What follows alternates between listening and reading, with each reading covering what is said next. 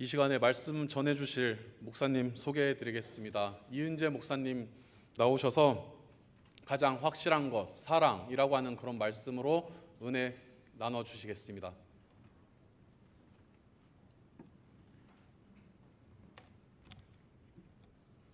할렐루야. 주님의 이름으로 여러분들을 환영하고 축복합니다. 오늘 거룩한 주일을 신령과 진정으로 예배함으로써 이번 한 주일 동안도 믿음의 길을 온전히 걸어가기를 원하는 우리 모두들에게 하나님의 크고 놀라운 은혜가 임재하시기를 주의 이름으로 다시 한번 간절히 부탁합니다.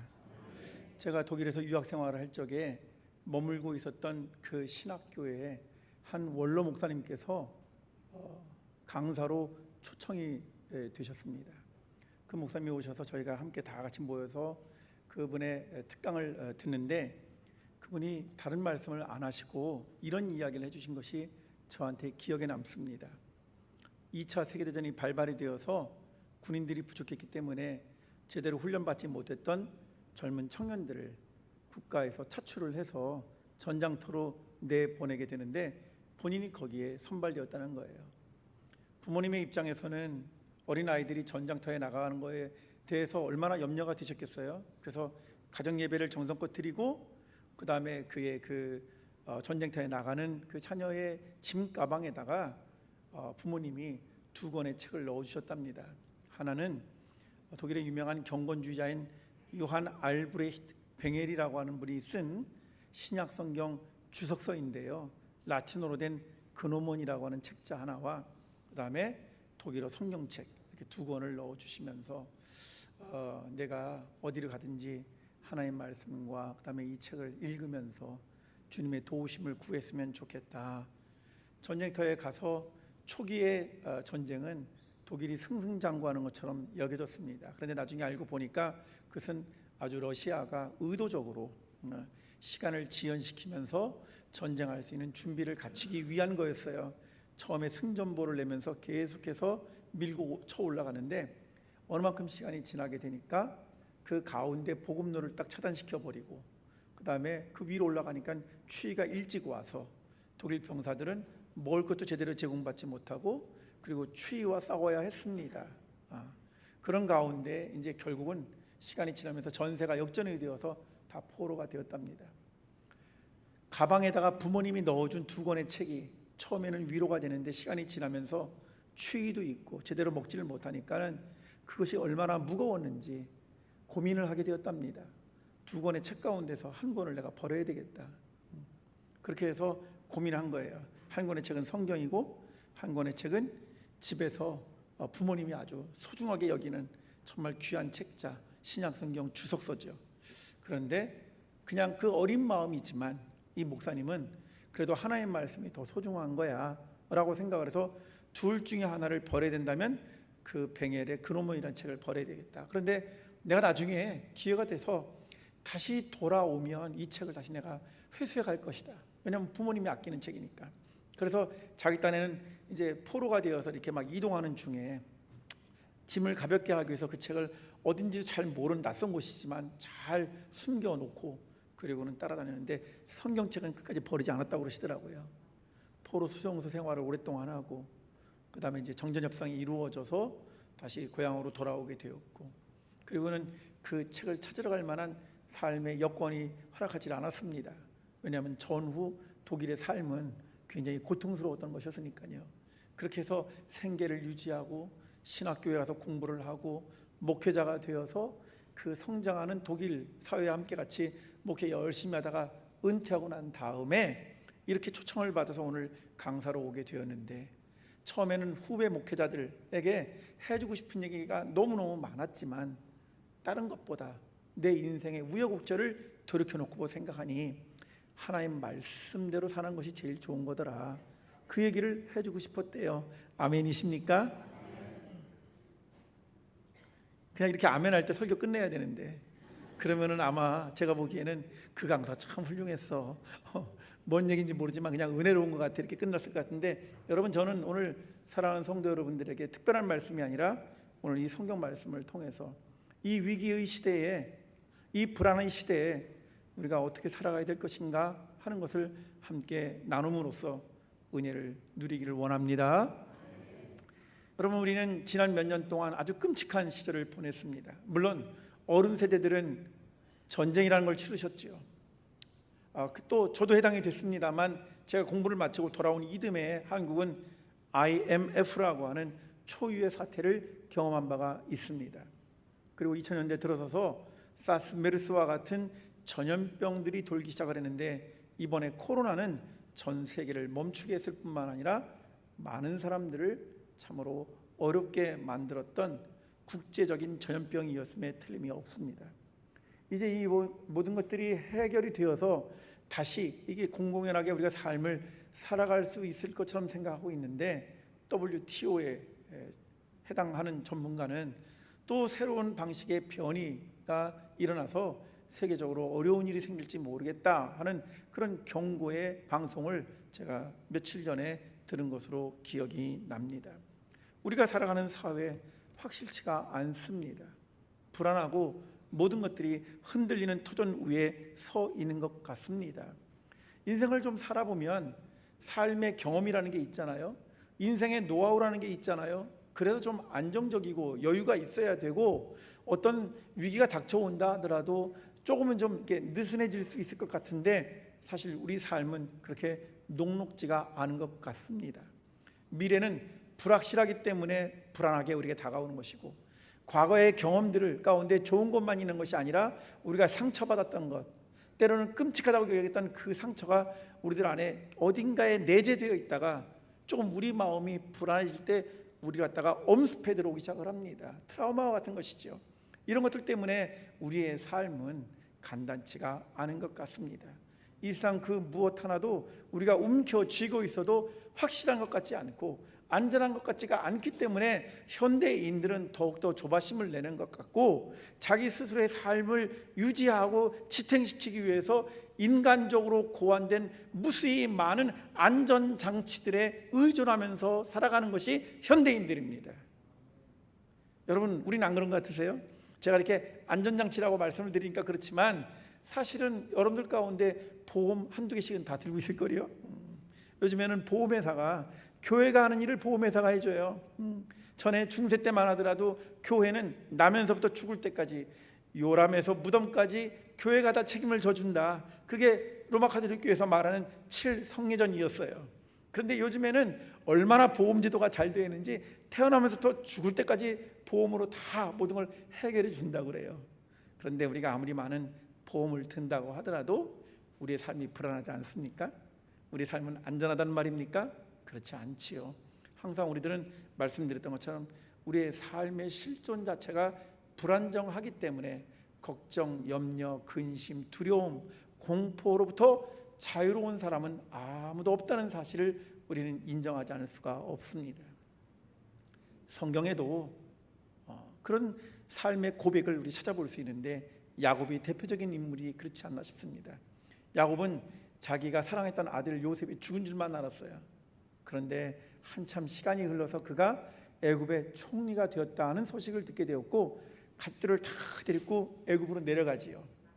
그리고서는 그 아들 덕분에 이집트의 왕 바로 앞에 서게 돼서 자기의 신앙 간증을 합니다. 그때 한 이야기가 뭔지 아십니까?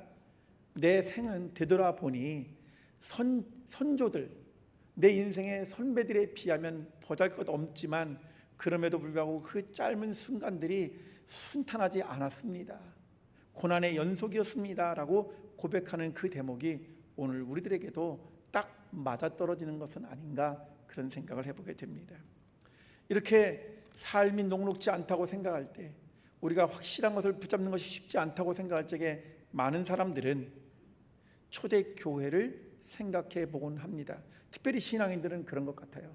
그래서 어떤 교회를 가보면 교회의 표 슬로건이 뭐냐면은 초대교회로 돌아가자, 초대교회를 회복하자와 같은 표를 해놓은 교회들이 있습니다. 사실 그 말의 진짜 의미는 타임머신을 타고 초대교회로 가겠다는 것도 아니고, 초대교회의 방식을 고스란히 갖다가 이식시키겠다는 것도 아닙니다.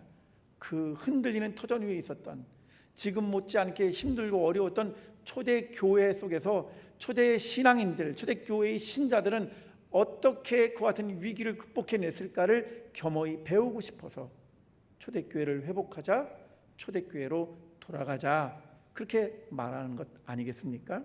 저는 그렇다면 우리가 이 성경 속에서 초대교회에서 아주 모범이 될 만한 대표적인 인물 두 사람을 오늘 이 아침에 사랑하는 성도님들에게 소개하기를 원합니다.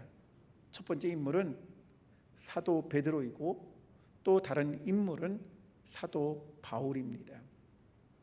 저희가 너무나 잘 알고 있기 때문에 제가 길게 설명드리지 않겠습니다. 그런데 이 두 사람은 공통적인 부분이 있다는 거예요. 그건 뭐냐? 우리가 그동안 잘못 알고 있던 것 가운데 예수님을 따라다녔던 초대교회의 신자들은 하층, 계급적으로 하층민들이었을 것이다. 그들은 가난한 자, 병든 자, 사회적으로 소외당한 사람들이었을 거라고 설교를 많이 듣다 보니 예수님의 제자들도 다 그랬을 거라고 생각하는데 사실 사도 베드로는 그런 사람이 아닙니다. 그는 어부라는 직업을 가지고 있었고요, 자기 배를 가지고 있었고요, 그것을 생활의 터전으로 삼아서 자기 밑에 다른 많은 사람들을 데리고, 식솔들을 데리고 어업에 종사하던 사람이었으니까 오늘날로 따지면 일종의 전문 직업을 가진 사람이었고요, 그 다음에 먹고 살만한 사람이었고요, 그 정도라면 예수님 당시에는 괜찮은 계층 정도라고 보시면 되겠습니다. 나면서부터 어업에 종사를 하고 자기 배를 끌고 다니고 배가 문제가 생기면 수리할 줄도 알고 그 다음에 그 배를 끌고 나가는 이 갈릴리 호수라고 하는 커다란 자기 삶의 영역이 있어서 어떤 계절이 오든지 간에 물고기들이 어떻게 순환하고 바람이 불면 물고기들이 어느 쪽으로 가 있고 비가 내리면 어느 곳에 그물을 던져야 되는 것인지 아주 속속들이 잘 알고 있었던 일종의 전문직에 해당이 되는 사람이 베드로라 그 말입니다. 그러니까는 먹고 사는데 어려웠다거나 또는 배우지 못한 사람이라고 생각하는 것은 조금 잘못된 거라고 생각하는데, 어쨌든 사도 베드로는 그런 사람이었어요. 바울은 어떤 사람입니까? 바울은 난지 8일 만에 할례를 받은 사람입니다.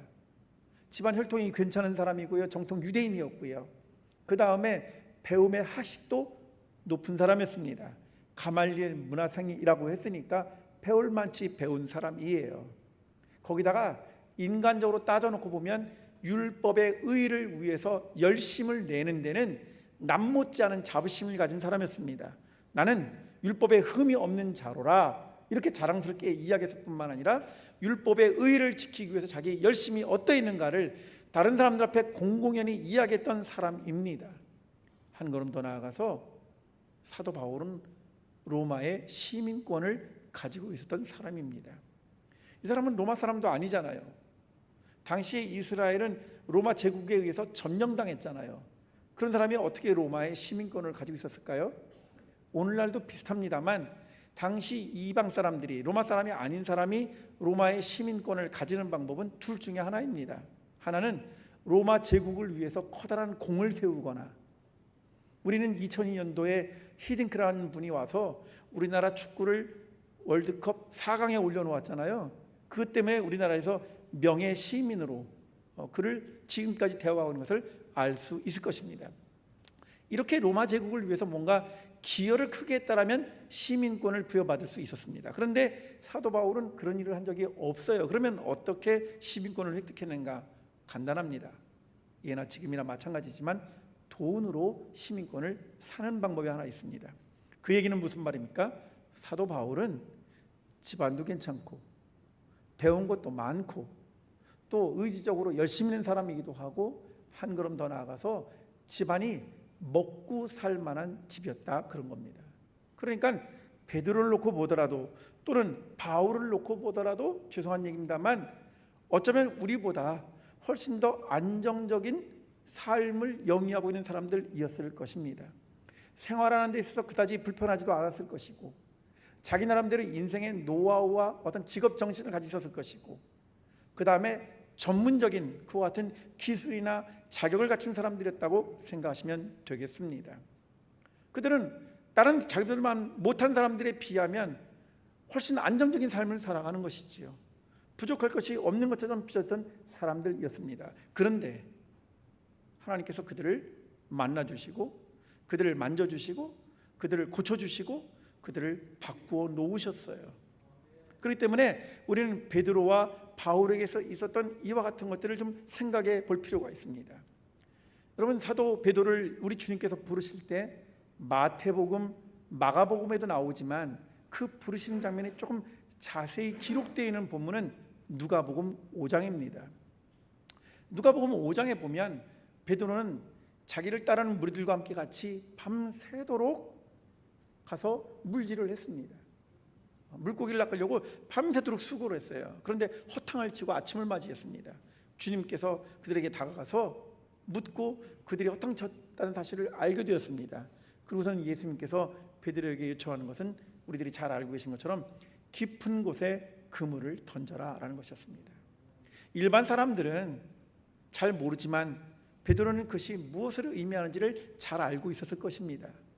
갈릴리 호숫가의 어떤 지역이 물이 깊은 곳인지, 그래서 피곤하고 지치고 밤새도록 허탕을 쳤음에도 불구하고 그 말을 듣고 다시 한번 힘을 내어서 깊은 곳에 그물을 던졌더니 놀라운 일이 일어났습니다. 전혀 자기가 생각하지 못했던 거예요. 자기가 한 번도 경험해보지 못했던 거였습니다. 그 사실 앞에서 그는 자기 자신이 놀라운 위기 가운데 빠지게 되는 것이죠. 여태까지는 자기가 너무너무 잘 알고 있다고 생각했습니다. 자기를 따를 수 있는 사람이 없다고 생각했었을 거예요. 더군다나 예수님에 대해서는 그날 처음 만난 것인데 자기와 같은 업을 전문직으로 하는 사람도 아니었을 거라는 것을 그가 알게 되었을 것입니다. 그리고서는 그 놀라운 일을 행하신 그분 앞에 자기가 얼마나 미약한 존재인가를 깨닫고 나는 죄인이니까 나에게서 떠나가 주시기를 요청했던 장면이 바로 누가복음 5장에 나와 있습니다. 다시 말하면 자기 자신을 한없이 아무것도 아닌 존재, 자기를 안전하다고 생각해왔고 자기는 이 정도면 됐다고 생각했던 확실하다고 여겼던 그 지평이 무너지게 되었을 때 자기 자신에 대해서 아무것도 확신하거나 자신할 수 없는 상태에 직면해 있던 그는 당장 위기에 빠졌을 것이고 그는 불안했을 거 아니겠습니까? 그런 그를 주님께서 만져주시는 것이죠. 터치해 주시는 거예요. 그러면서 뭐라고 말씀하시냐면 내가 이후로는 물고기를 낚는 어부가 아니라 사람을 취하는 어부가 되게 하겠다 하는 것이었습니다. 아멘이십니까? 다시 말하면 이러한 사건을 통해서 예수님의 제자가 된 사람이 바로 누굽니까? 베드로예요. 베드로. 그날 이후로 베드로는 충성스러운 예수님의 제자였습니다. 오늘 많은 성도님들이 알고 계시듯이 예수님의 제자군 가운데서 베드로는 오늘날로 치면 뭐라고 말씀을 드릴까요? 수석 장로님쯤 된다고 말씀드릴까요? 아니면 목사님들 가운데 목회자들을 이끄시는 그와 같은 어떤 높은 직책에 있는 그와 같은 목회자였는지도 모르겠습니다. 우리가 흔히 말하는 수제자라는 말입니다. 로마 가톨릭 교회에서는 바로 이 베드로에게 이 반석과 같은 것을 허락을 해주시고 하늘 문을 열고 풀 수 있는 권세를 주셨다. 그래서 바로 베드로를 제1대 교황으로 치고 지금까지 교황의 역사를 써내려가고 있지 않습니까? 여러분, 그와 같이 반석이라고 말하고 안정적인 삶의 모든 것들을 갖췄는데 그것이 성경이 말하는 전부입니까? 요한복음 21장은 우리들에게 놀라운 이야기를 해주고 있습니다. 그렇습니다. 우리가 알고 있는 것처럼 베드로는 예수님의 제자가 되어서 3년 동안 예수님과 동거동락했습니다. 하늘의 놀라운 말씀을 직접 들었습니다. 우리 주님께서 하시는 정말 초자연적인 기적들을 다 경험했습니다. 여러 가지 위기 속에서도 주님과 함께 있을 동안에는 이 세상 그 무엇도 두렵지 않을 정도로 베드로는 자신감을 가지고 있었을 것입니다. 그런데 주님께서 십자가의 길을 걸어가게 되었을 때 베드로는 자기를 안정적이라고 생각했었던, 이 정도면 자기가 괜찮다, 모든 것을 이루었다고 생각했던 그 어떤 그 견고했던 터가 일순간에 무너지게 되었습니다. 그래서요, 어처구니없게도 주님을 3번씩이나 부인했잖아요. 주님께서 십자가에 달리셨다가 이제 매장까지 끝나고 난 다음에 예수님을 따랐던 많은 제자들은 길을 잃어버리게 되었습니다. 심각한 위기에 빠지게 되었죠. 그때 베드로가 또 나서한 일은 무엇이었습니까? 자기 옛 삶의 자리로 되돌아가겠다는 거예요. 나는 다시 바닷가로 가서 물고기를 낚는 어부가 되겠다라고 하는 것이 요한복음 21장에 나오는 이야기입니다. 아니, 그랬던 그를 데려다가 사람을 낚는 어부로 만들었던 주님의 뜻은 온데간데 없어지고 다시 이 모든 것이 허물었다고 생각하는 순간 자기가 그나마 붙잡을 수 있는 유일한 안전장치, 자기 삶을 그래도 지탱시켜 줄 수 있는 유일한 보호처로서 다시 어업을 선택한 거예요. 그리고 사람들을 데려다가 실제로 갈릴리 호수에서 또 고기를 낚는 일을 했습니다. 주님께서 부활하신 후 세 번째로 제자들을 만나 주신 것이 요한복음 21장의 내용이에요. 그 대목도 역시 비슷하게 누가복음 5장과 마찬가지로 그 제자들이 밤새 허탕을 쳤어요. 그런 그들을 향해서 주님께서 다시 한번 그물을 내리도록 했고, 그때 우리들이 잘 알고 계신 것처럼 153마리라고 하는, 여러분 이것은 그냥 단순하게 그냥 문자적으로 하나 둘 셋 넷 세어서 153마리를 뜻하는 것이 아니라 그것은 놀라운 일이 일어났다는 것을 의미하는 것입니다. 하나님의 역사하심이 그 자리에 일어났다는 것이죠. 이것을 경험하게 되었을 때 어쩌면 다른 그 누구보다 베드로는 자기가 그 옛적에 주님의 부르심을 받았던 그 순간이 기억났을 것입니다. 아멘이십니까? 그리고 그들이 무디 위로 올라오게 되었을 때 주님께서는 이미 그들을 위해서 수고하고 밤새도록 고생했던 제자들을 위해서 아침을 준비해 놓으셨고요. 아침 식사를 마친 후에 주님께서는 베드로를 따로 불러다가 다음과 같이 질문하시죠. 베드로야, 네가 나를 사랑하느냐? 여러분, 이런 질문이 나오는 거예요. 성경을 읽다가 보면 저희들한테 의아한 부분이 하나가 있습니다. 요한복음 20장 마지막 절에 가보면 요한복음 20장 마지막 절로 성경이 딱 끝나면 아주 순탄하고요, 논리적으로도 맞는 것 같아요. 요한복음 20장 31절을 제가 읽어드리겠습니다. 20장 30절 31절, 예수께서 제자들 앞에서 이 책에 기록되지 아니한 다른 표적도 많이 행하셨으나 오직 이것을 기록함은 너희로 예수께서 하나님의 아들 그리스도이심을 믿게 하려 함이요 또 너희로 믿고 그 이름을 힘입어 생명을 얻게 하려 함이니라. 사실 딱 그 마침표를 찍을 수 있을 만큼 종결 부분인데, 그런데 21장 그 후에 예수께서 또 제자들에게 자기를 나타내셨다로 시작되고 있습니다. 그래서 이것을 연구하는 학자들은 이런 말을 하기도 합니다. 요한복음 21장은 추가일 것이다 라고 말하는 학자들도 있어요. 여러분, 우리한테는 별로 중요하지 않습니다. 그런데 한 가지 기억해야 될 사실이 있어요. 그것은 뭐냐? 하나님이 어떠하신 분이신가, 하나님 나라가 어떻게 증거되어야 되는가, 하나님이 어떤 일을 하셨는가로 끝마치는 것이 아니라 이 일을 해야 할 사람들을 다시 불러 세우시는 일이 요한복음 21장에 있다는 것이죠. 아멘이십니까? 따라서 요한복음 21장은 그냥 후대의 추가 정도로 이야기를 하면 되는 것이 아니라 하나님의 나라가 어떤 것인가, 그런데 그 나라를 세워가기 위해서 하나님은 어떻게 당신의 사역자들을 필요로 하시는가 하는 것을 오늘 우리들에게 가르쳐주고 있다는 것입니다. 따라서 요한복음 21장에는 예수님께서 다시 제자들을 부르시고 그들과의 사랑의 관계를 다시 확인하시면서 사람을 낚는 어부로 초청해 주시는 이야기가 담겨져 있다는 것을 우리는 알게 됩니다. 자, 이제 또 다른 인물 살펴보겠습니다. 사도 바울입니다.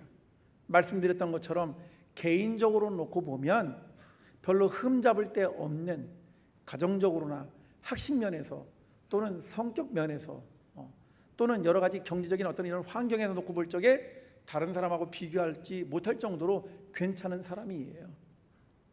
그리고 그가 정말 율법의 의를 준행하기 위해서 예수 믿는 무리들을 박해하러 다니는 것, 이것은 자기에게는 정당한 일이었을 것이고 자기가 마땅히 해야 될 사명이라고 생각했었으니까 그는 정말 열심히 있는 사람이었다, 우리는 그렇게 볼 수 있겠습니다. 사랑하는 성도 여러분, 혹시 여러분들 주변 가운데 나보다 집안 배경도 좋아, 나보다 또 많이 배웠어, 가진 것도 많아, 여러 가지 사는 삶의 여러 가지 여건도 괜찮은 것 같아, 그러면 우리는 어떤 생각이 들죠? 어떤 생각이 들어요? 에이, 저런 사람은 무슨 걱정이 있겠어, 그런 생각이 들 때가 있지요. 아니에요? 성도교회 성도님들은 다 경지에 오르신 분들이라서 그러거나 말거나 그러시나요? 여러분, 우리는 가끔가다 이렇게 만나면 저 사람 나보다 나은데, 아유, 내가 뭐 저 사람한테 무슨 도움이나 되겠어? 응? 저 사람이 무슨 아쉬울 게 있어? 저런 사람은 뭐 걱정할 것도 없겠지 뭐. 뭐 집안 배경도 튼튼한데 뭐 많이 배운 사람이고 똑똑한 사람인데 뭐 인맥도 많을 텐데 물질도 우리보다 훨씬 더 풍요로운데 라고 하는 것 때문에 많은 사람들은 생각하기를 그런 사람들보다 못한 내 자신이 더욱더 위축이 되기도 하고 내가 더 보잘것 없어서 그나마 그 평상시 때 신경도 안 쓰다가 나보다 좀 나은 사람 만나고 나면 굉장히 우울해지고 비참해지고 갑자기 더 불안해지는 경험을 해보신 적이 있으시다면 여러분, 지금 바로 이 바울을 생각해 보시면 은혜가 됩니다. 그래요. 그렇다고 칩시다. 하자도 없고 문제도 없고 괜찮은 사람이라고 칩시다. 열심히 있는 사람이라고 칩시다. 많이 배운 사람이라고 칩시다. 자기가 가지고 있는 신념이 분명히 있던 사람이라고 칩시다. 그랬던 그가 다메섹 도상으로 가다가 예기치 못했던 사건으로 인해서 앞이 보이지 않는 사건에 직면하게 되었습니다.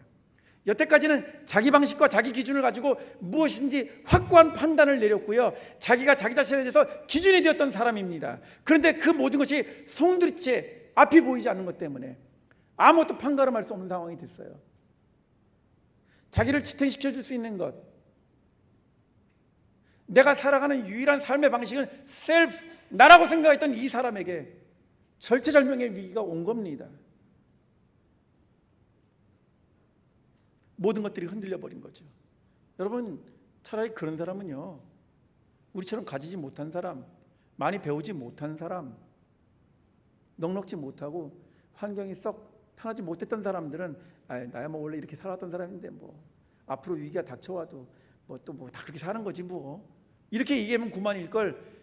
자기가 자기 자신에 대해서 기준이고 원축이 되었던 사람들이 그 모든 것이 한순간에 다 깜깜하게 되었을 때 아무것도 분별하지 못하고 아무것도 판단 내리지 못하고 여태까지 자기를 지탱시켜 주었던 것이 자기 자신이라고 생각했던 사람에게서 앞이 아무것도 보이지 않았다는 것은, 이것은 이루 말할 수 없는 위기고 그 다음에 불안과 두려움이었을 것입니다. 여러분, 그 사람이 더 우리보다 고통스러웠을 것이라고 해서 대리적으로 위로받으라고 드리는 말씀이 아닙니다. 제가 말씀드리려고 하는 요지는 많이 가지고 있거나 또는 우리가 보기에 우리보다 나았다고 해서 그런 사람들이 걱정이 없다거나 염려가 없다는 뜻은 아니라는 것만 기억해 달라는 것입니다. 그래서 사도 바울은 이 다메섹 도상에서 주님 앞에서 거꾸로지게 되는 것이죠. 그리고 그는 지금 아무것도 앞으로 어떤 일이 벌어질지 모르는, 자기 삶이 여기서 멈춰진 것 같고 중단된 것 같은 그 같은 상황 속에 직면해 있었던 것입니다.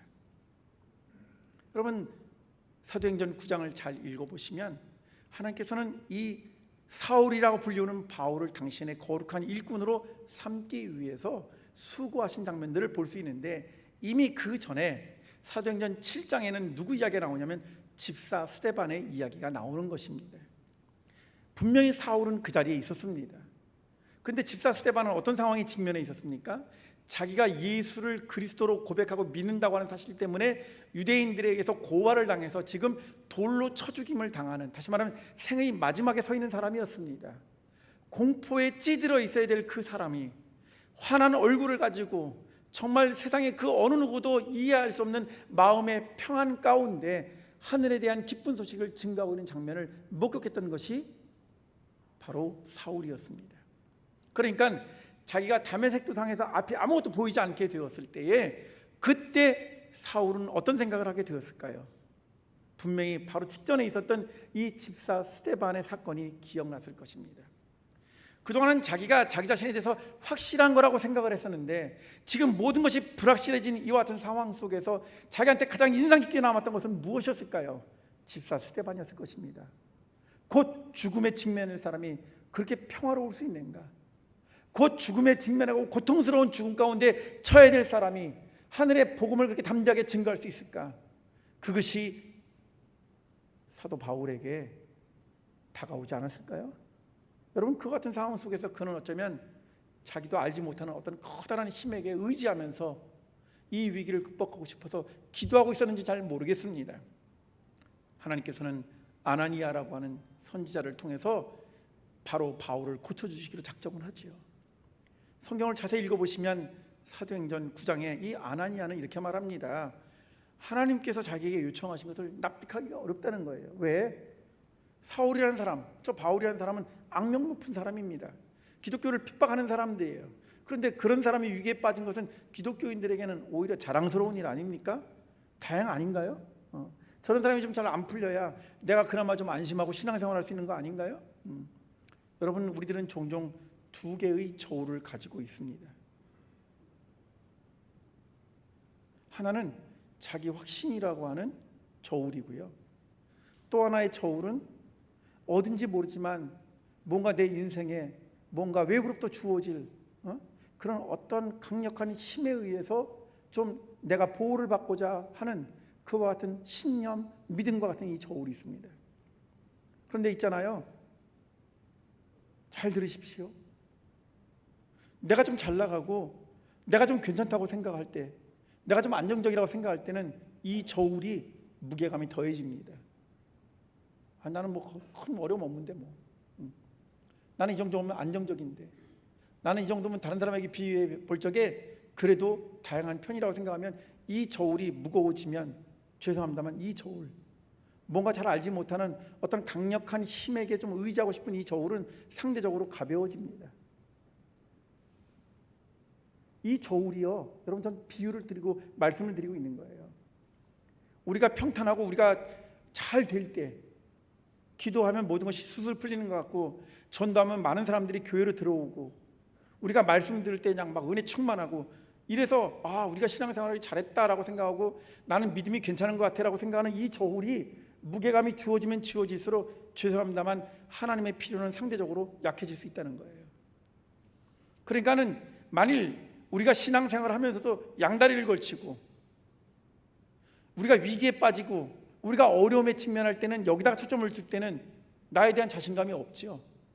여러분, 이런 흔들리는 추 앞에서 항상 우리는 긴장하고 갈등하고 있지 않습니까? 좀 우리 솔직해질 필요가 있는 거예요. 코로나가 오기 전까지 우리 믿음이 담대했던 것 같은데 코로나가 오고 나니까 우리 믿음이 약했다고 생각하십니까? 아니면 그 반대인 사람도 경험한 바가 있습니다. 어떤 사람은 코로나가 오기 전까지는 자기가 열심히 있어서 신앙생활 잘한 줄 알았대요. 그런데 코로나를 겪고 보니까 자기가 한없이 미약한 존재라는 걸 깨닫게 되었다고 고백하는 사람들도 보게 되었습니다.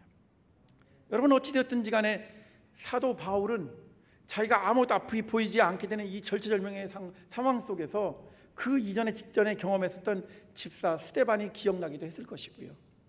그 다음에 자기 앞에 하나님께서 아나니아를 보내주셔서 고쳐주시고, 그 아나니아가 뭐라고 말했냐면, 저를 고치는 것이 도무지 이해할 수 없다고 말했을 때 주님은 이렇게 말씀하셨거든요.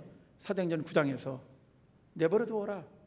그를 고쳐서 내가 이방인을 위한 주의 일꾼으로 삼기를 원하신다. 아멘이십니까? 하나님께서 우리를 위기 가운데서 건져내시고 우리를 위기 가운데서 구해내시는 단 하나의 이유는 하나님이 살아계시다는 것을 증거할 뿐만 아니라 하나님 나라를 위해서 하나님은 사람을 필요로 하기 때문에 그렇다는 사실을 우리가 이 아침에 고백하기를 간절히 소원합니다. 여러분, 우리가 살아가는 이 시기가 정말 종말의 시기라고 말하는 것은 너무 쉽지만, 이와 같이 혼탁하고 어두운 때, 앞을 분별하기가 어려운 시대일수록 우리들한테 필요한 것은 하나님의 거룩한 일꾼들이 필요하다는 것이지요. 이 하나님의 거룩한 일꾼을 누가 세워가시는 것입니까? 하나님이 친히 세워가신다는 것을 오늘 베드로를 통해서도 바울을 통해서도 우리는 깨닫게 되는 것입니다. 아멘이시죠? 어떤 한 미국인 학자가 그래서 다음과같이 재미있는 표현을 썼습니다. 우리가 그리스도인, 크리스찬이 C로 시작하잖아요. 그래서 이 크리스찬에게는 세 가지 C가 꼭 필요하다, 그렇게 재미있게 표현을 했어요. 첫 번째 C는 뭐냐? confrontation. 이게 뭐냐면 대립, 갈등. 여기 지금 베드로라든지 바울이 위기에 직면하는 거지요. 안전장치가 해체되어서 어딘가에 미궁에 빠지는 상태에 직면하게 되어 있는 것. 우리 모두는 신앙생활을 하든 하지 않든지 간에 때때로 생각지도 못했던 위기 가운데 직면하게 됩니다. 그렇게 되면 너나 할 것 없이 불안하고 걱정, 근심, 이런 것들이 우리에게 엄습해 옵니다. 여러분, 이것이 없으라고 기도하지 마십시오. 성경은 결코 그런 방식의 기도를 정하지 않습니다. 때때로 우리가 이사야 선지자의 표현을 빌자면 우리가 물길을 걸어가야 될 때도 있고요, 불길 속으로 나아갈 때도 있다는 사실을 기억하십시오.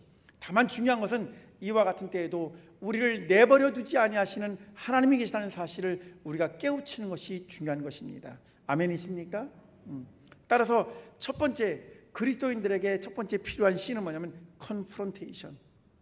아무것도 안 하고 늘 평안하기만 하고 모든 게 다 만사형통하고 라고 한다면 우리는 하나님에 대한 위기의식을 갖지 못합니다. 우리의 저울이 무거워지면 하나님의 저울추가 가벼워질 수밖에 없는 거예요. 우리의 안전장치가 우리가 견고하게 세워지면 세워질수록 하나님에 대한 신뢰는 약해지기 마련입니다. 따라서 때때로 우리에게 다가오는 도전과 시련을 부끄러워하거나 두려워하지 맙시다. 그리스도인, 크리스찬 C는 세 가지가 필요한데 첫 번째는 컨프런테이션이라는 거예요. 두 번째, 우리가 이 위기라든지 우리가 이와 같이 갈등과 대립의 직면에 있을 때 기독교인들에게는 또 주어지는 것인데 그것은 뭐냐? 하나님의 긍휼하심이 있다는 거예요. 영어로 compassion이라는 겁니다. 우리가 번역을 할 때 동정이라고 하기도 하고 또는 공감이라고 번역할 수 있습니다만 다른 말로 성경적 표현을 빌자면 주님의 자비와 긍휼하심이 우리에게 그때서야 비로소 나타나는 거예요. 사람들은 안 믿는 사람들은 이런 사람도 있어요. 복음을 전하면 저는 괜찮아요. 저는 필요 없습니다 라고 말하는 사람들. 그 말의 뉘앙스 가운데는 내가 너보다 부족할 게 없는데 내가 뭐 아쉬운 게 없는데 내가 뭐 당신의 도움이 필요 없어 이런 이야기죠. 여러분 사람은 하지만 그런 근심이나 걱정으로부터 자유로운 존재는 아무도 없다고 말씀을 드렸으니까 때때로 우리가 겉으로 보기에는 괜찮은 것 같아도 그들이 말할 수 없는 아픔과 고통이 있다는 것을 우리가 생각을 하시고 우리 주변 가운데 아직까지도 주를 알지 못하는 영혼들이 있다면 그를 놓고 기도하십시오. 하나님께서 보여주실 거예요. 그들 가운데 어떤 어려움이 있는지 어떤 아픔이 있는지 바로 그 부분을 가서 여러분들이 터치해 주셔야만 합니다. 하나님께서 이 컨프런테이션 가운데서 주저하고 갈팡질팡하지 못하는 우리 영혼들에게 당신의 마음 씀씀이를 넓히셔서 먼저 손을 내미시고 컴패션, 우리에게 공감하시고 우리를 동정하시고 우리에게 먼저 손을 내미셨다는 것처럼 여러분 우리도 우리 지역사회 주변에 있는 많은 사람들에게 우리의 손을 내밀 수 있는 컴패션이 필요하다는 겁니다. 아멘이십니까? 이제 마지막으로 그리스도인들의 세 번째 C는 뭐냐? 여기 베드로도 그렇고 바울도 그렇고 하나님께서 베드로에게는 내가 사람을 취하는 어부가 되게 하리라 라고 말했고 바울을 향해서는 그가 이방인을 위한 주의 일꾼이 될 것이다 라고 말했던 것처럼 하나님이 세 번째 우리에게 주신 것은 커미션입니다. 다시 말하면 위대한 사명을 우리에게 위임해 주시는 거예요. 따라서 우리가 다 부족하고 연약하고 우리가 다 한계가 있다 하더라도 우리가 하나님 앞에 주여 나를 당신의 거룩한 종으로 하나님 나라와 의를 위한 일에 쓰임받을 수 있도록 나를 세워주시기를 간절히 소원합니다 라고 기도할 적에 하나님께서 여러 가지 모양으로 여러 가지 방식으로 우리가 쓰임받을 수 있는 길을 열어주실 줄로 믿습니다. 우리가 살고 있는 시기는 초대교회와 다를 바가 없습니다. 어떤 시기에도 오직 평화만 존재했던 시기는 없습니다. 우리가 살아가면서 한 개인으로 따져만 놓고 보더라도 위기와 고난의 연속이라는 것을 부인할 수 없습니다. 그것은 한 공동체도 마찬가지이고 국가의 관계도 마찬가지입니다. 이와 같은 시기 가운데서 코로나를 이겨낸 사랑하는 성도 여러분, 우리가 앞으로 어떻게 하면 좋을까요? 우리 앞에 또 어떤 것이 놓여 있습니까? 어떤 장애물이 있을까요? 그렇지만 오늘 이 말씀을 통해서 우리에게 가장 확실한 것 한 가지만큼만은 꼭 마음에 간직하기를 간절히 소원합니다. 사도 바울은 우리에게 이렇게 권면하고 있습니다. 그러나 이 모든 일에 우리를 사랑하시는 이로 말미암아 우리가 넉넉히 이기느니라.